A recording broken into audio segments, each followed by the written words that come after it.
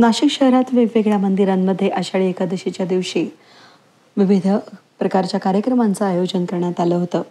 त्यानिमित्तानं आमदार देवयानी फरांदे यांना जुन्या नाशिकच्या संत नामदेव विठ्ठल मंदिरामध्ये बोलवण्यात आलं. त्यांच्या हस्ते आरती करण्यात आली आणि त्याचबरोबर मंडळाचे अध्यक्ष अरुण नेवासकर आणि मंडळी देखील यावेळेस उपस्थित होते.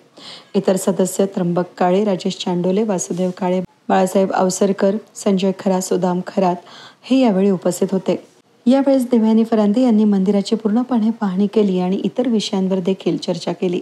मंडळाचे अध्यक्ष अरुण नेवासकर यांनी आमदार देवयानी फरांदे यांचा नारळ शाल देऊन सत्कार केला.